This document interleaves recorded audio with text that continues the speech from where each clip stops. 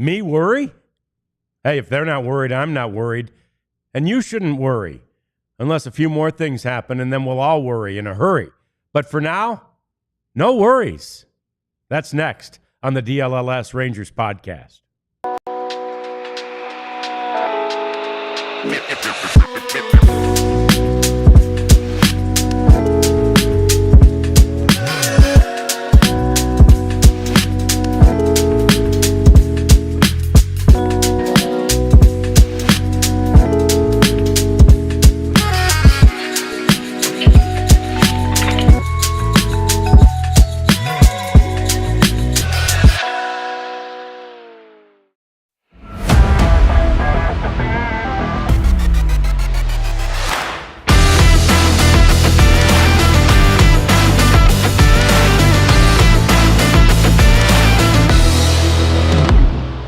Yeah, the Rangers were unfazed is the final stretch. The home stretch of spring training began tonight with a game against the Cleveland Guardians. They did not appear fazed by any of the news that happened over the course of their 1 or 1.5 days off this spring training or this final week of spring training either. Welcome into the DLLS Sports Studios. It's the DLLS Rangers podcast. John Radigan here. Jeff Wilson standing by there in Surprise, Arizona. And I would say, Jeff, that the Rangers last night, if we think about that game, they looked either determined to not be concerned by this, or maybe it was just doing what they do. And, they know things happen during a long season. Yeah, the baseball season doesn't stop for anybody. It doesn't matter what's going wrong with your team, who it is who's hurt, whether it's the best guy on the team or the best guy in baseball or the last guy on the roster. The season doesn't stop. So if you have injuries, too bad. You better have players ready. And we saw yesterday the Rangers made some adjustments. They signed Patrick Corbin, who we came to find out his wife is expecting Yeah. imminently. So he will not be joining the team here. So they're not going to get their hands on him until next week. So that kind of adds a wrinkle to when he'll be ready. He's thrown up to 80 pitches in live batting practice. So he's stretched out, but they still want to see him in games and all that stuff. So that was one thing they did yesterday. And then, during the game itself, Tyler Mahle kind of got touched up in the second inning a little bit with a couple home runs. And then he finishes off throwing 95, which is his best velocity of the spring.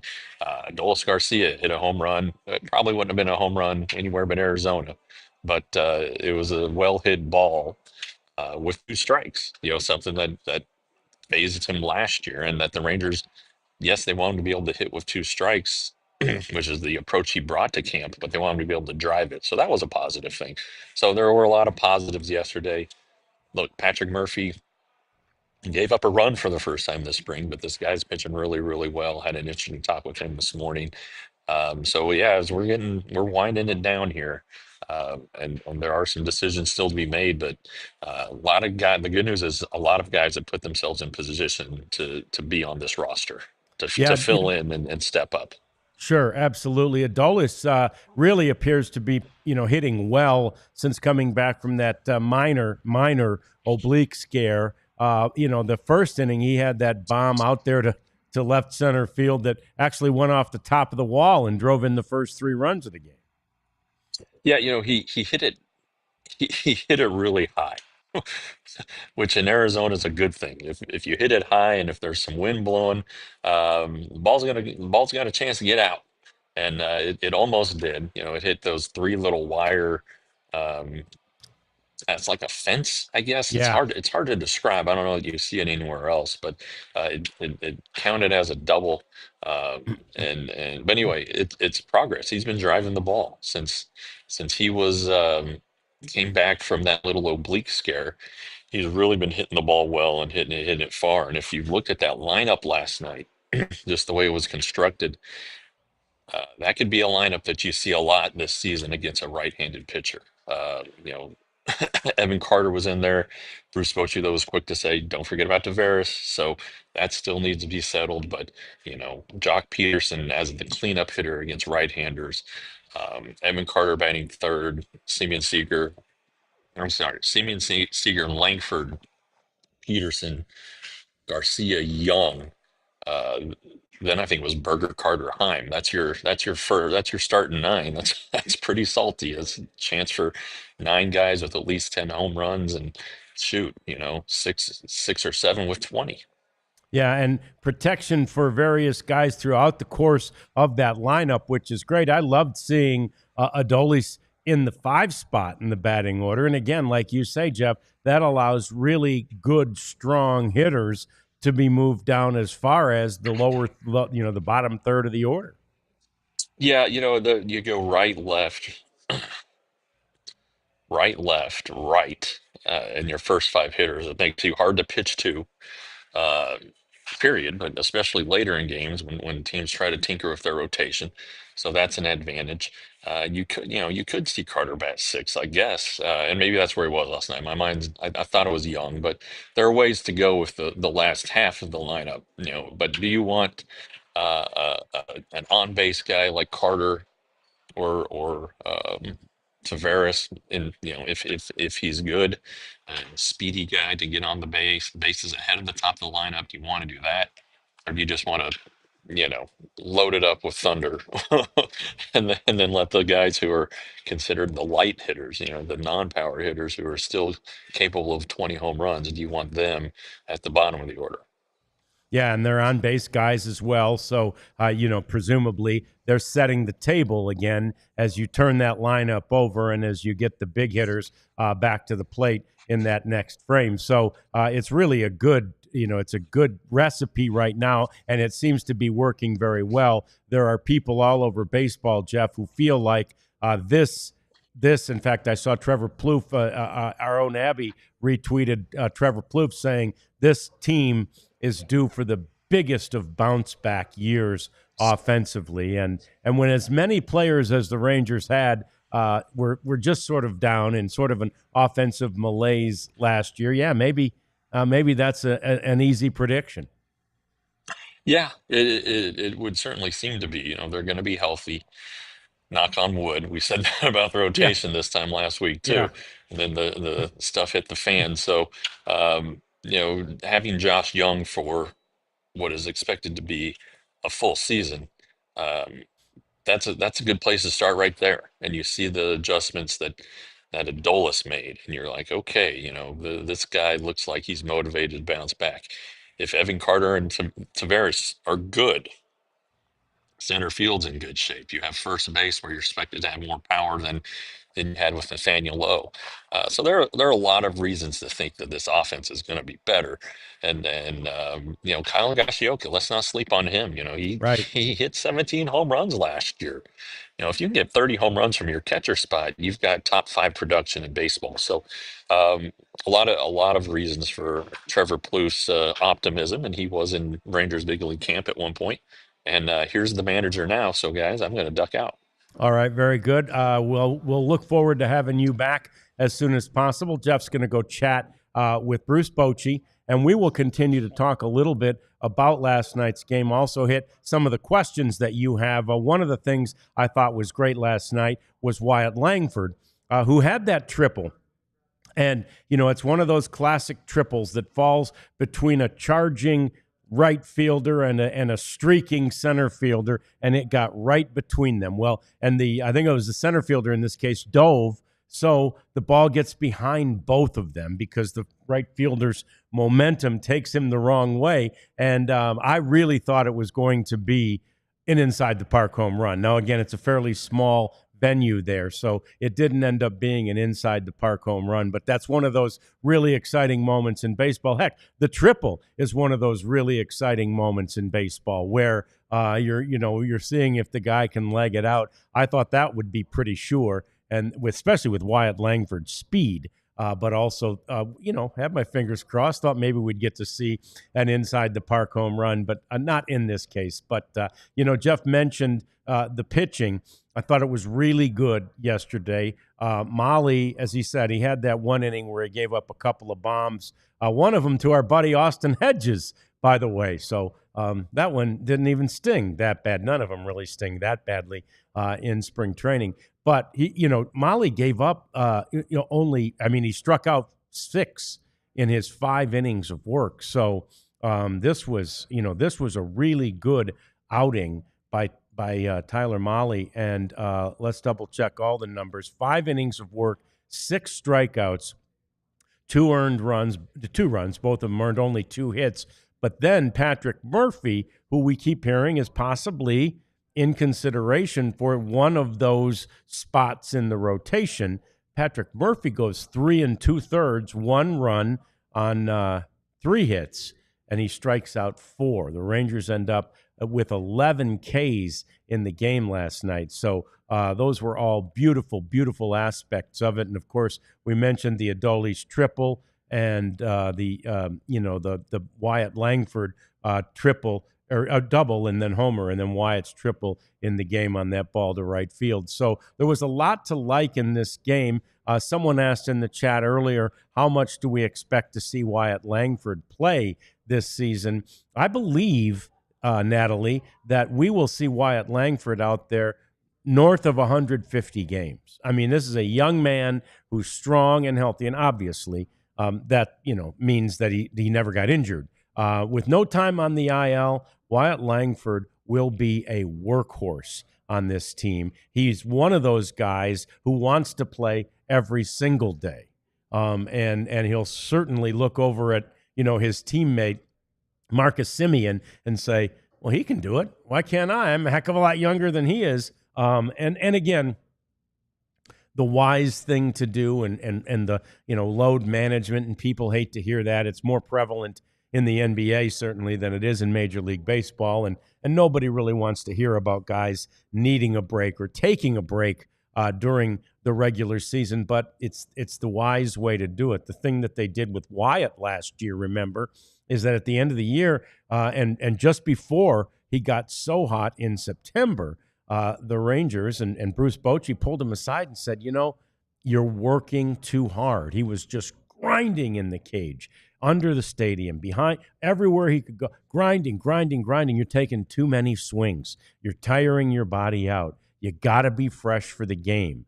And again, he'd never played anywhere close to what he even played last year. So he took their advice and he backed off a little bit, and it showed with that September where he was the best player in all of the American League. So, and that was, despite a really good month from Aaron Judge. So, we'll be anxious to see Wyatt Langford, have a great year. Yeah, Kevin Pillar, Justin brings up Kevin Pillar, and he looks like he is on the team. Absolutely, Justin. And I saw his interview, and we'll talk more about the broadcast of the game a little bit later on. But he had his interview after the game with Laura Stickles, and, he was like, hey, I can bring a lot to this team. And, he knows. He's a veteran. He knows what they have. He knows what they need. And I love the fact that he is confident in the fact that he still has that. He still has that ability. He still has that want to. He still has that desire. And I also love that he said, it's interesting to come to spring training and not know you've made the team. Because so many times, veterans like him, they get there, and it's like, well, we're going to be okay. We're a veteran. We're going to make the team. So interesting a perspective from a guy who thought he was retired and won't be retired now. He'll be making this major league club.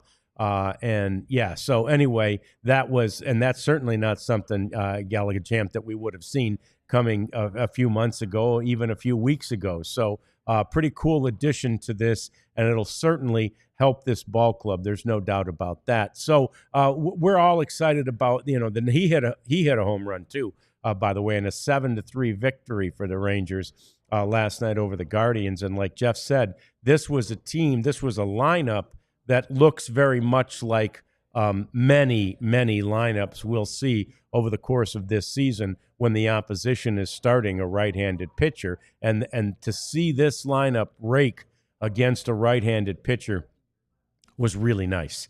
That was one thing that was somewhat lacking last year in that Rangers offensive malaise. So anyway, we've got lots more coming up. Jeff's going to let us know what Bruce Bochy is saying even as we speak. They're getting ready for tonight's game, which, oh, by the way, features a guy you've heard of on the mound. Yeah, Jacob deGrom gets the ball for the Rangers tonight. So we'll be talking about that. We will also talk about the new plan now that Patrick Corbin is a part of this organization. That's next. It's the DLLS Rangers podcast. Oh, but Timeline is where we start on this process today. It's a really, really good supplement. It's so scientifically formulated. You absolutely want to avail yourself to this Timeline product. It's a supplement that will help you in so many ways. They have, a wonderful product that will help you to. What it does is it helps your mitochondria, right? Your cells are your building blocks of your body, and the mitochondria is what powers the cells. And so many of us, especially as we get older, we have dysfunctional mitochondria. So they've got this new product called MitoPure, and it will absolutely help that dysfunctional mitochondria be functional again. And when it does, you will notice a difference. It's particularly great in workout situations, but it's great for everything. Go to timeline.com and use the code DLLS. Also, my favorite, Shady Rays. Ah, yes, Shady Rays sunglasses. Boy, did it look like Jeff needed a pair of Shady Rays out there in Arizona today, didn't it? Those Shady Rays would have come in handy. Bright blue sky behind him, and they are great anywhere. I still don't have mine back yet. I'll see my son this weekend. I left him at his place last weekend. But anyway, I miss him. I have other sunglasses, but I don't like them nearly as well as I like my Shady Rays. So I encourage you to get them. They've got many, many styles. They're almost indestructible. You can't hurt them. You can't break them. You can't scratch them. Knock on wood. I haven't yet anyway. So it's really amazing the things that those glasses have withstood from me, who's very hard on glasses. ShadyRays.com, and you'll get your polarized sunglasses for 35% off. That's a significant discount if you use the code DLLS. All right. So tonight, what we have is a really fun opportunity. If you're in Arizona and watching from there, by goodness, you need to go see this one because you've got, let's take a look at the lineup, Prophet, and you'll see what we're looking at here. Yeah, there at the bottom is that pitcher, Jacob deGrom. But again, when you look at that batting order, this time Adolis is in the cleanup spot, and you get Josh Smith some time in left field. How about that? You know, you end up with Josh Young way down there at 6, and this is something we've talked about. Jake Berger at 7, and Jeff just mentioned him. Kyle Higashioka, who hit 17 home runs last year, is in the 8th spot in the batting order. You've got power, absolute power in the 7th and 8th hitters in that batting order, and you have power right down there at the bottom in Jacob deGrom. It'll be awesome to see Jacob deGrom out there again. He has only pitched in one Cactus League game thus far this spring, but he is going to, continue to get stretched out, and he's worked on other places to get his pitch count up.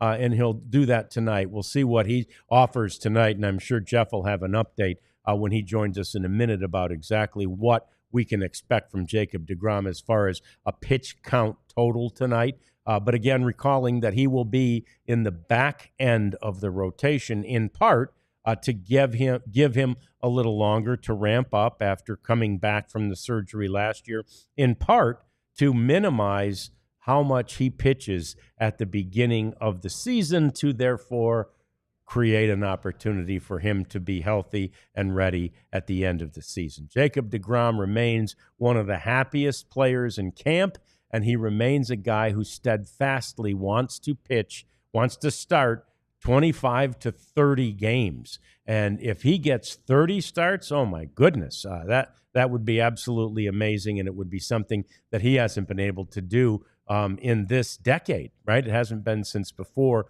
2020. that Jacob deGrom has been healthy enough to make that many starts. He was healthy enough in 2020, perhaps, to have done that, but recall that was the COVID year, and there were only 60 games, so he wasn't going to start 30 of them. So anyway, that's the fun tonight, and that lineup will be fun to watch tonight, and I think that lineup will be fun to watch all season long. It'll be fun to see Leote in there at center field and see how he's going. He has definitely sort of apprised himself better during the spring training sessions than Evan Carter has yet. There's no concern, long-term or otherwise, about Evan Carter. He's going to be a great player. He's going to be a great center fielder. We had Ross Fenstermaker sitting right here on the show who talked about his baseball IQ, and that is huge, right? You need guys who are really, really smart at the game, who think the game. And this is a young man, Evan Carter, who's already thinking the game at a very high level. So it's just a matter of figuring out how much time you need to get ready and how you need to get ready. Just watch. Marcus Semien, Corey Seager, even Adolis. These guys are going to be ready. Adolis was so ready at the beginning of last year before things kind of went south for him. The longer you're in the game, the more spring trainings you go to, the better, the more you learn, right? The more you learn how long it takes you to get ready, what you need to do to get ready, and, of course, what you need to do to get ready if the plan changes. And that's what's happened for the Rangers with the injuries to Cody Bradford and to John Gray.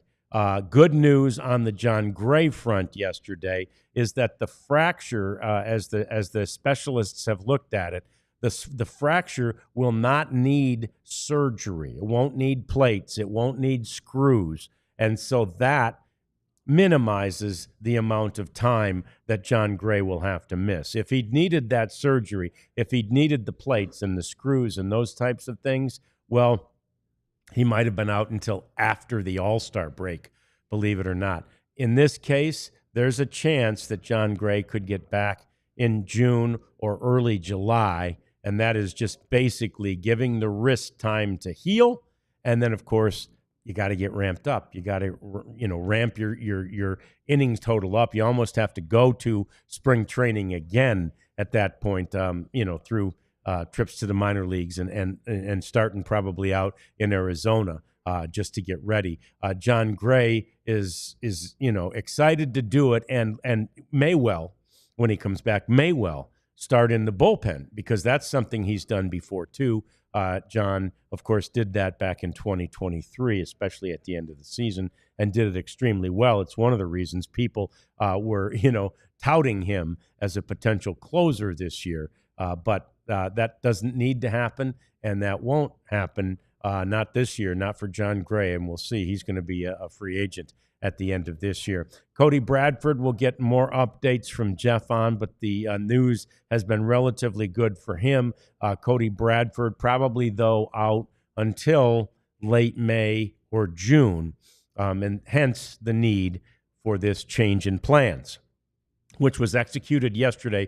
Just before we went on the air, the Rangers had announced that they had signed a one-year deal for Patrick Corbin. Now, Patrick Corbin was an all-star a couple of times. He was great in 18 and 19. In both of those years, Patrick Corbin was in the conversation for Cy Young. I think it was in 19 that he was fifth in the voting for National League Cy Young. He closed out that World Series that the Washington Nationals won in 2019. And then, again, this decade hit. Age crept up on Patrick Corbin a little bit. And Jeff mentioned it yesterday. During the time since this decade began, Patrick has numbers that rank among some of the worst starters in baseball as far as WHIP goes, as far as ERA goes, as far as opponent's batting average goes. So those things don't thrill you, right? Of course not. They don't excite you. But here's the thing. Patrick Corbin has averaged over 100 over 30 starts per game, per season in every season since 2019. 170 starts between 19 and now. And so, do the math on that. And that's over 30 starts per year. Last year, his ERA was in the fours at the end of the season for a bad Nationals team. And but he started 32 games. And that's what the Rangers need. Chris Young talked about it. Sometimes, and Boch, I love the way Boch said this too. Sometimes you have to tell a guy, hey, we need you today. We don't have anybody in the bullpen. Go out there and do it.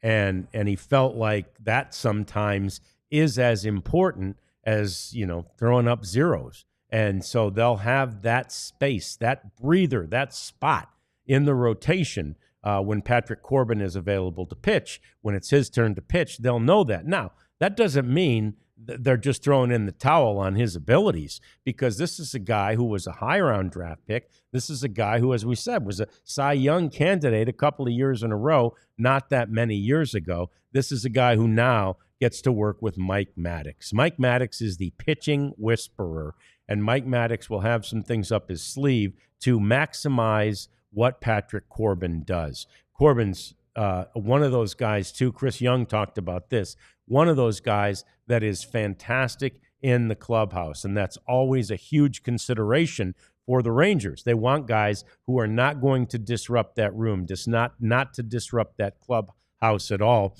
And the other thing we've learned about Patrick Corbin's deal here, and it really adds to maybe why there wasn't more of a flirtation, if you will, with the Lance Lynns of the world or the Kyle Gibsons of the world.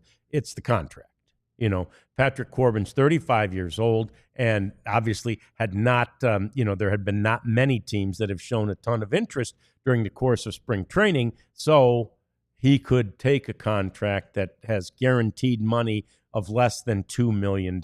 He was willing to accept a contract like that. There are incentives, which would be great. I mean, I'm always a guy. I say I love adding incentives, and I love the fact that if a guy achieves them, sorry, CBT. If the guy achieves the incentives, that means things are going well for that guy and ideally for the team as well. So, the fact that they could get him for this price probably indicates that they've been able to stay under that magic threshold of $241 million in contracts, and that means they can avoid the luxury tax. They've added a veteran, a workhorse, and they're still able to avoid the luxury tax. That's certainly something that Ray Davis wants the team to do this year, and it's something that Chris Young has been charged with, and thus far he's really done a great job doing it. So these are all really good things about Patrick Corbin. The other thing you have to like about this guy is just that experience. Now, as Jeff said, he's going to meet the team in Arlington. And so because of his wife being expecting and expected to have a baby any day now. So that pushes it back probably a little bit further. Think of Michael Lorenzen last year, who started the season in AAA and made actually 3 starts in the minor leagues before he was ready to come up. And he was a bit of a savior when he did come up during the regular season last year, right at the beginning of the year there, before they traded him at the deadline. But this is kind of what we're looking at, I believe, with Patrick Corbin, who's going to need time to then, get stretched out. This is one thing I love about him, though, and who knows exactly how much interest he and his agent were getting, how many calls they were fielding. But here's the thing I love about him. In Florida, he has been working out. He has been getting ready. Jeff said it. He has thrown 80-pitch batting practice sessions, Now, he hasn't thrown to major league hitters. Bruce Bochy and Mike Maddox haven't had a chance to see him yet. I suppose because he's somewhat stretched out with 80-pitch batting practice sessions, that maybe there's a chance that he could, break camp with the big club. But it's more likely than not that he will head to one of the minor league affiliates. He will get stretched out a little bit more under the watchful eyes of the Rangers pitching coaches, and then up he comes whenever they feel and whenever he feels he's ready. I just love, though, that he was out there working. He was out there staying ready. He was out there anticipating and expecting that something like this might happen. That's a veteran move. That's veteran savvy right there. And let's don't forget the other thing that became so appealing for Patrick Corbin. He's a left-handed pitcher, right? They have to have lefties. Other than he, it's all right-handed pitchers in the rotation. So this will be a nice way to break up all those right-handers with a lefty in the rotation. So that's the change in plan. That's the plan for today. It's all supposed to be very fun. And if it's like last night, I think it will be. Coming up next, I'm sure that Jeff will be joining back soon to let us know what Bruce Bochy said. And also the TV situation changing again for the better, I think. We've got that next on the DLLS Rangers podcast. But first we talk about our friends at Saturday Neon. That is a great place to go. I've said it during this March Madness season when your college consciousness is heightened.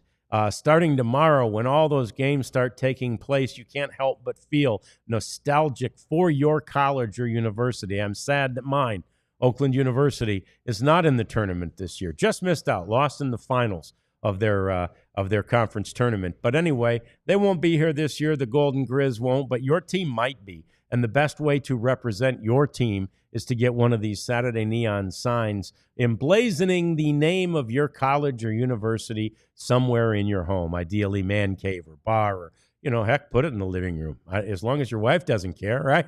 So anyway, get a Saturday Neon product. They're and not the old-fashioned neon. They're LED lights that look like neon. Colleges and universities. Code DLLS at Saturday Neon, 10% off. Also, we talk about game time. Here's the thing. I'm walking into work. I think we've said it before. We walk right past the House of Blues as we come into work. And I'm walking into work, and I see, it's not cold, but it's very windy out there. See all these young people out there waiting in line to get tickets. And then I didn't know. I don't think it was on a marquee or anything, so I came in to check. And it's Inhaler that is coming to the House of Blues tonight. And I'm looking at those people, and I'm thinking, you know what? You ought to just game time this bitch, right? Go to game time. You don't have to wait in line. You could just go to game time, get a ticket, and show up at the place, and away you go. So that's what I think. That's what I think you should do for almost any event. Game time this bitch. Go to gametime.com and use the code DLLS. Terms and conditions do apply. All right, let's talk TV. Oh, Jeff's back. Jeff, did you hear me? John, I don't know what I missed over the last 15 minutes, but I heard game time that bitch twice. I that's all I needed to hear. I'm ready. There was a lot of cussing. No, not much. I really did think that. These kids are sitting there, wind blowing them over. Yeah. I'm like, man, game time that bitch. You should just game time this bitch. But anyway, Inhaler, no less, right? Inhaler, Jeff. Oh, I like Inhaler. I've got two. Yeah. Yeah. Let's before we get to anything about this TV stuff, and there's not that much about it anyway because of some circumstances. Let's hear what Boach was saying. Well, he was late. The clubhouse closed at 9:15, and he's supposed to be in there right after, and so he was obviously 2 hours late. And we're like, oh well, they got to be doing something. He's like, no, we just we had a hitters meeting and a pitchers meeting, and so anyway, the only roster move is they have optioned right-hander Daniel Robert to AAA. So that's it. It was kind of there wasn't a ton of news, but from this though, he's thrilled with um, he is thrilled with Adolis Garcia. What we were talking about during that first segment before he walked out, just how Adolis has been a different hitter since coming back from the oblique scare, and Bruce is just thrilled with that. Then we got into some lineup construction talk, which is always interesting. Not necessarily a page turner, but Carter batted seventh last night ahead of Berger and Heim, and so that was kind of those bottom three hit spots were topic of conversation. It's pretty interesting why, Carter, you might bat him eighth, he said, But you also don't want to go Adolis, Young, Berger because you have three right-handed hitters who are kind of the same guy. You want to mix it up, make it a little bit harder later in games for them to be pitched to. So some interesting stuff there. I did I did kind of take away from it that I think Carter's going to be the center fielder. Boch kind of said for the first time this spring, he's like, everybody's worried about how he's doing against left-handers. Just go in there and dominate against right-handers, and then we'll have a platoon partner. So Kevin Pillar appears to be making the team, and then whoever the fourth outfielder is will get a lot of at bats. So I think whether he meant to or not, he just kind of, at least in my mind, gave a little insight into what they plan on doing in center field. But he loves the way that Leote has been hitting left-handers this spring. So I said, could Leote be your everyday center fielder? He said, well, you got to keep Carter in mind. I was like, well, okay. And then that's kind of when he went into the platoon thing. So anyway, gives you something to think about. Who knows? Maybe it'll change tomorrow. But Carter is not going to Peoria to face the Mariners today. He's going to stay back here and get at bats in minor league game. That's why Tavares is in the lineup. Um, so anyway, yeah, Yeah, pretty and interesting talk, and he's so quick. The Evan was in there too, and he'd counter with something, and Broach would say, no, no, that doesn't work, or yeah, that works. Just he's thought about everything. Okay, yeah. he has thought about everything. So, have you seen and looked at the lineup today? They've got Higashioka at eighth and Berger at Yeah, seventh. And I was saying that in yeah, that last segment, Jeff. I mean, that's power. In the 7 and 8 spot right there. We mentioned it in your yeah. first segment. Higashioka hit 17 bombs last year. Well, look, Berger hit eighth last night, and he could hit 30 home runs this season. How about your number eight hitter having 30 home run Right. potential? It's just how things get stacked up, and things. Yeah, Jake Berger's Bruce said he told him, "You don't look at this as being a number eight hitter. You're not a number eight hitter. It's just this is with all these bats. That's just kind of the way it shook out tonight. And when guys are off or against left-handers, it's going to look different.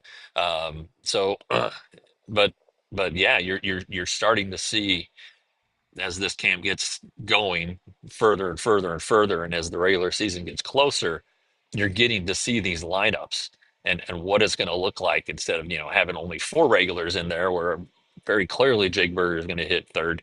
Now I've got eight or nine regulars in there, so where are you going to find them? And so that lineup last night is going to be used frequently during the regular season, and really the one today has a chance to get a lot of usage as well. Yeah, no doubt about that. Now, Jacob deGrom tonight. I don't know if Boach talked about it, but what can we expect? Yeah. Where is he pitch total wise at this point? Well, he's got the plan is for him to pitch 4 innings this afternoon. Um, the goal, he will pitch the Tuesday game, the Tuesday exhibition. So in 6 days, at Globe Life Field against the Royals. It's a day game, so get tickets now. Game time that bitch, and DeGrom will pitch that day, which means if that's a Tuesday, you go Wednesday, Thursday, Friday, Saturday. He could pitch Sunday, and that would be the finale of the opening series. So that appears to be the way it's going. But my question to Boach was, with the injuries to Gray and Bradford, are you going to move DeGrom toward the front half of the rotation, or are you still going to keep him at the back? And the plan is to still keep him at the back. So then you got to figure out how to get these other guys who are maybe short on innings. How are you going to use them? Would it be a Valdi Mali or Molly Leiter to Grom, whoever, for that Monday start at Cincinnati? So they still have some things to figure out, but they're getting a feel for that. Anyway, DeGrom will be probably built up to 75 pitches for the first start, Okay. and then build from there. And 75 pitches for Jacob DeGrom, that could get him into the seventh. And I don't think they'd let him do that, because they stress the ups, as they call it. How many times do you sit down and get back up and go back to the mound? And I don't know how many ups Jacob will have at that point, but if he can if he can go to work with 75 pitches, that should at least get him through 5 ups in 5 innings. Yeah, easily. Yeah, no doubt about that. That'd be great, and maybe even like you say, maybe six, and that'd be even better. But yeah, pretty difficult to imagine they're going to want 7 ups in the first start. When again, they're trying to Right. preserve him, they're trying to protect him and protect that longevity to keep him fresh and healthy until the end of the year.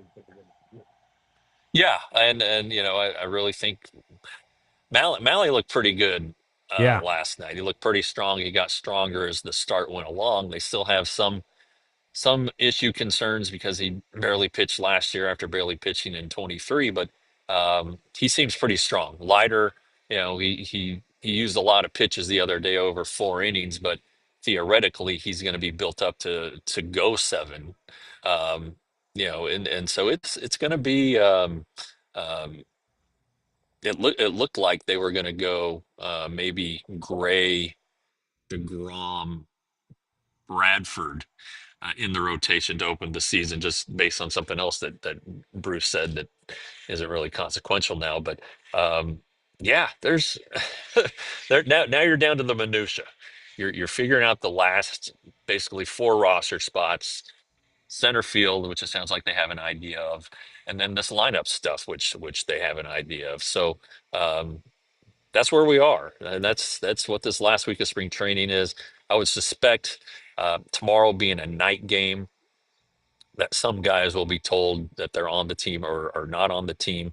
They'll have a chance to discuss it this morning or tomorrow morning over NCAA basketball games, and then Friday and Saturday, more and more decisions will come.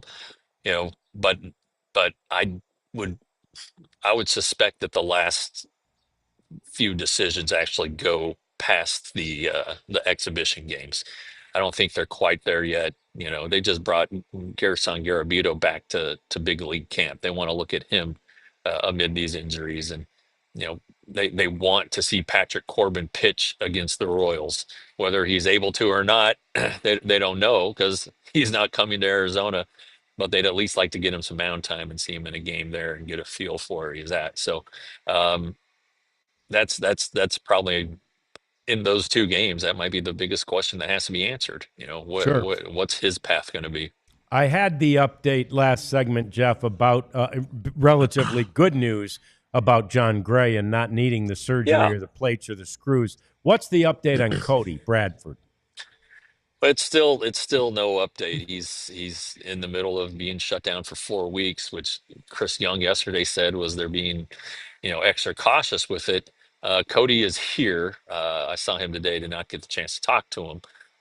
But if they could go about the buildup a couple different ways. Do you um, let him throw for like 4 weeks and build up um, to be like a long reliever type, or do you give him those extra 2 weeks to finish off and be a finished product for the rotation? They view him as a starting pitcher. They love what he had done this spring, and so I think that's probably the route they're going to take. It could be a situation where if Corbin is unable to replicate what he did in the second half last year, which is what really convinced the Rangers to sign him. You could bring Bradford back short and build him up in the major leagues like they've done in the past with among others, and most notably Evaldi in September of 23. So you know a lot of guys, it's like, well, you use whatever bullets you have in the major leagues, especially with an established guy like Evaldi. Bradford's not established, but the bullets he was firing this spring were really good. Yeah. So it's just going to be one of those feel things on Cody. Yeah. All right. Well, we'll keep our fingers crossed on that. TV situation got better yesterday. Fubo and the Rangers, the RSN Rangers Sports Network, have agreed. So the game. In fact, I watched the game on Fubo last night. Now, here's the first chink in the armor, Ted.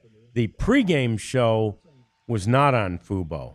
MLB Tonight was serving as their pregame show.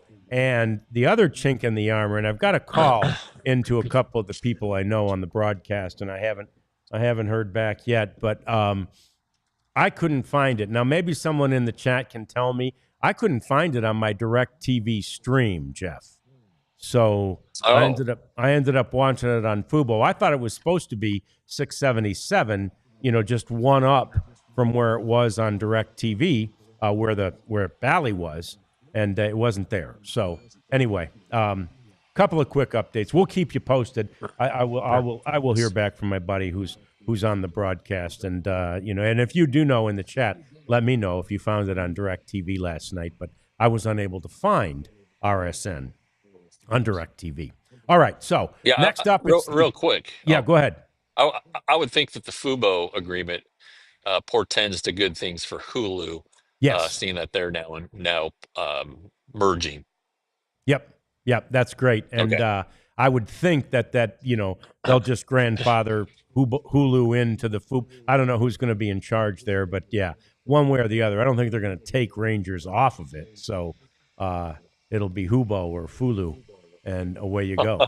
So away you go. All right. You're rolling, John. You're rolling. Hey, I'm in a pinch. You had to disappear for a minute. I got to pull out all the stops over here, Jeff. All right, we've got more coming up as we continue to pull out the stops. It's the cleanup segment that's coming next on the DLLS Rangers podcast.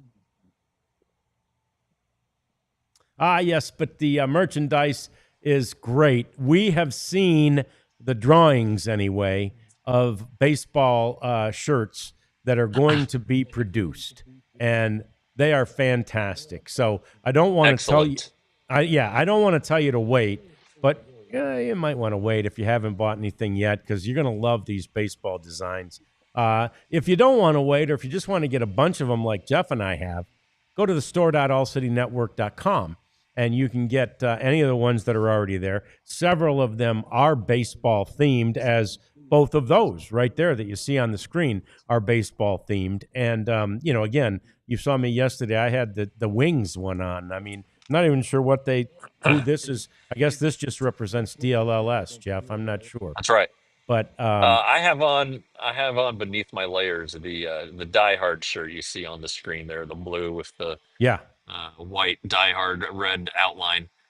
It's a high quality shirt, but yeah, it's still a little chilly this morning, and I'm in the shade, so I'm layered up, but I am representing. Yeah, yeah, and that's great because the shirts are great, and the shirts are wonderful, and you can get a free shirt if you become a diehard out there. Jeff's writing all the time. Season starts, Jeff will be writing all the time. We are covering this thing. I don't know if you heard it yesterday, Jeff. I said it, but when you read the clips, and of course there was nothing happening on Monday. There were only clips from two people locally on Tuesday, since there wasn't really a game or anything to cover. And that was you and Evan from the Dallas Morning News. I mean, we're the ones, right?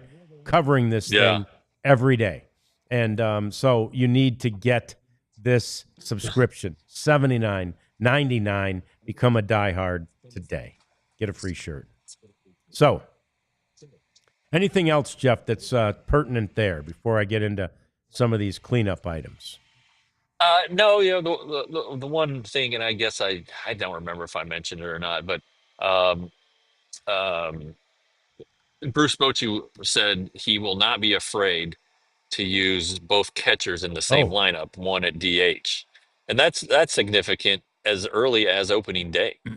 because the Red Sox are going to start a left-hander, and you could see Jonah Heim and Kyle Higashioka in the lineup. They're both better against left-handed pitching, especially Heim.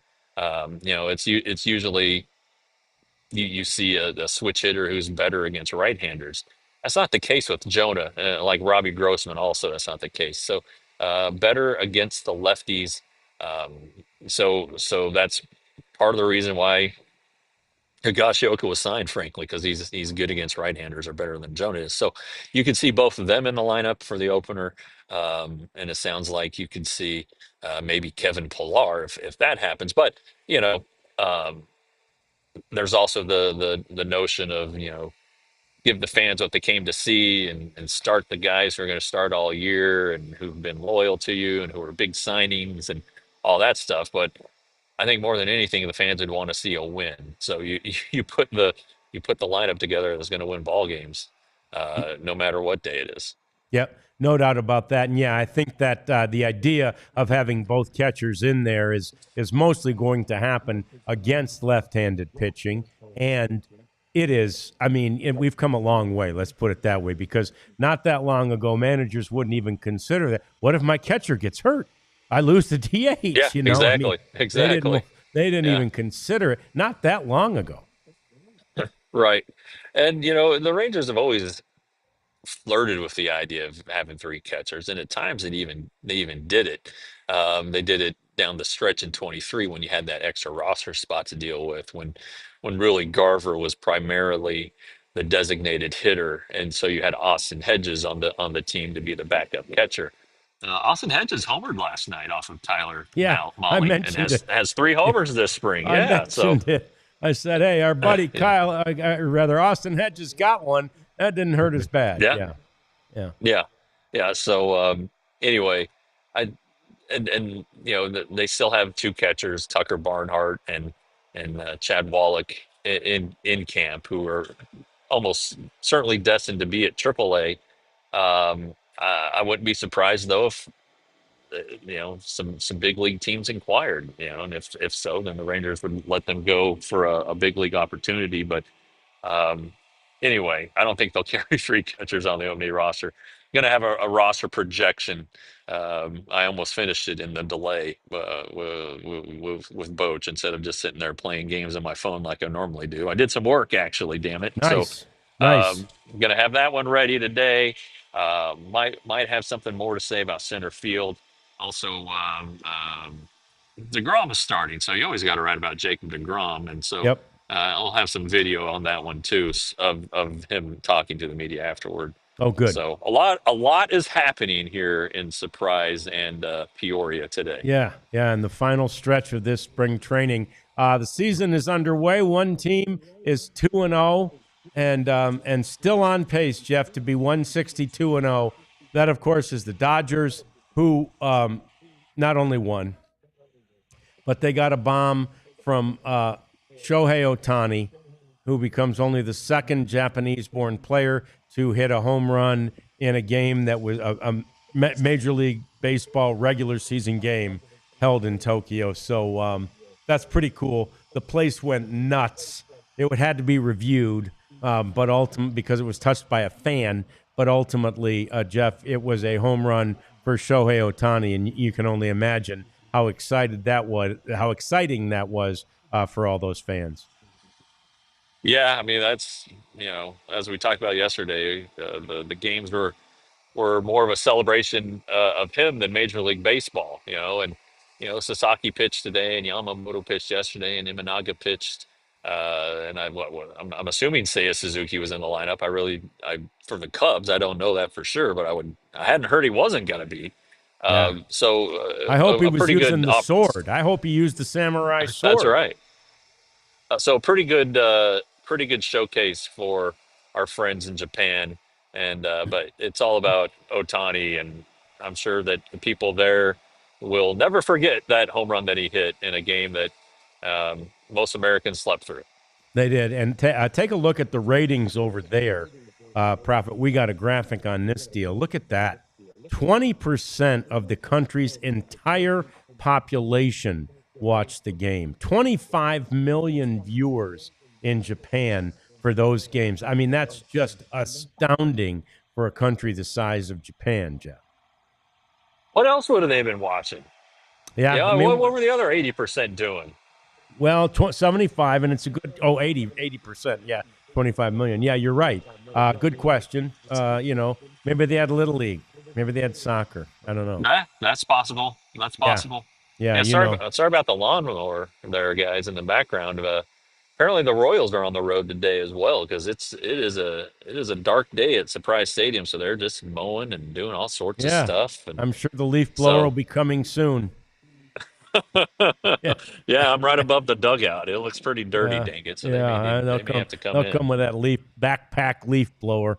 Those things are There's great. some bird poop on this bullpen covering too, so maybe they'll come out with a power washer or Yeah, something. that'd be Hopefully, nice. they give us 6 more minutes. Yeah. Yeah, I bet they will.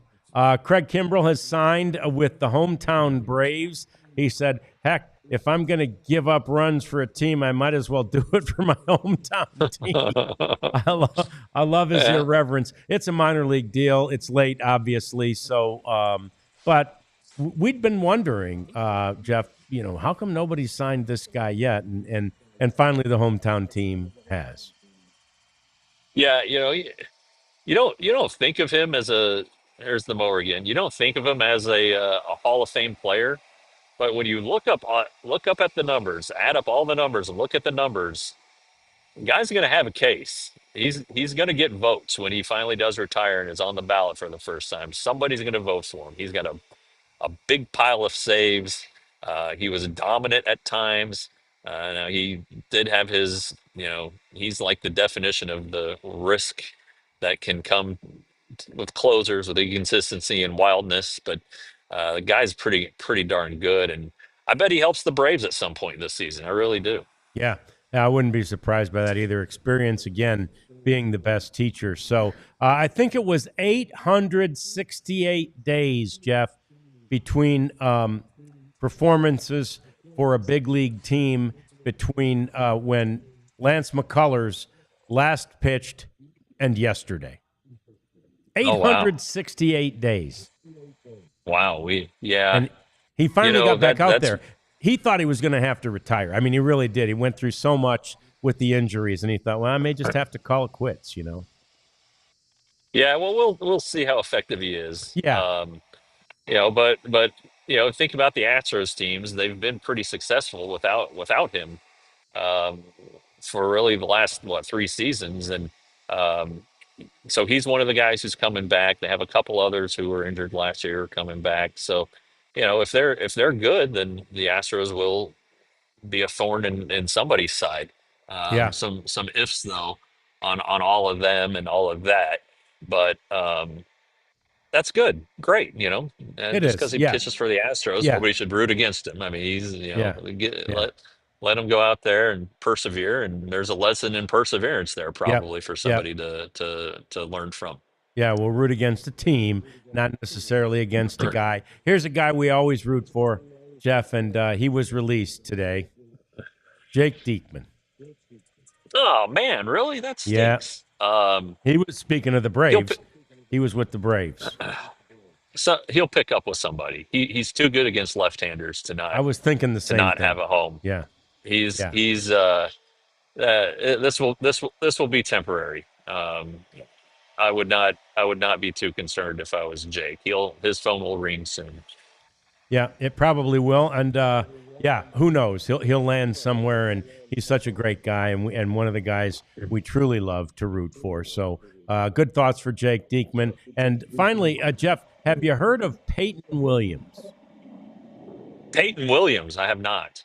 Big power hitting first baseman in the Toronto Blue Jays organization. Okay. And All right. Peyton, big, strong, looks like Frank Howard type size. The All bat right. looks like a toothpick in his hand, kind of thing. And Gotcha. and the coaches previously, prior to this spring, had been calling Peyton Williams P. Willie, as a nickname, P. Willie. Okay. Peyton has a new nickname, Jeff. He's from Iowa, and the farm on which he grew up and lives in Iowa is right next door to a meat farm, and so they have what they call the Iowa Meat Truck is the company's name, Iowa Meat Truck. Apparently, it's a meat Okay. delivery service. So they gave Peyton a shirt. He wore it to spring training, and a nickname was born. The Iowa Meat Uh-oh. Truck might well make the roster for the Blue Jays this year, and it is the most fitting nickname you can possibly imagine for this guy, and he's embraced it, as has and so when he hits a double or a home run, Jeff, they blow the horn, right? Because that's what he wants. Yeah. So you got the Iowa meat truck coming to a stadium, either minor league or major league, near you soon.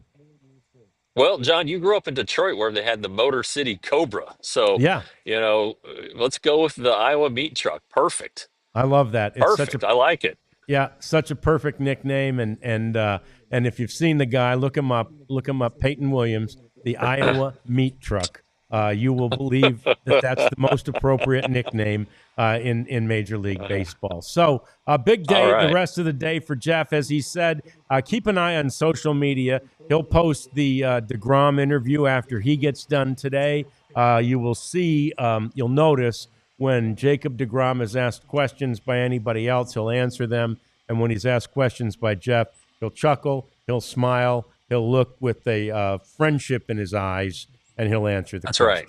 They're buddies. Yeah, love in his eyes. Yeah. Yeah, and, he will. He might just have love in said eyes. So, all right, fantastic. That's going to do it. Enjoy the game and enjoy watching Jacob DeGrom pitch. And we will see you tomorrow, Jeff, and we'll see you tomorrow on the DLLS Rangers podcast. We all silly like the mayor.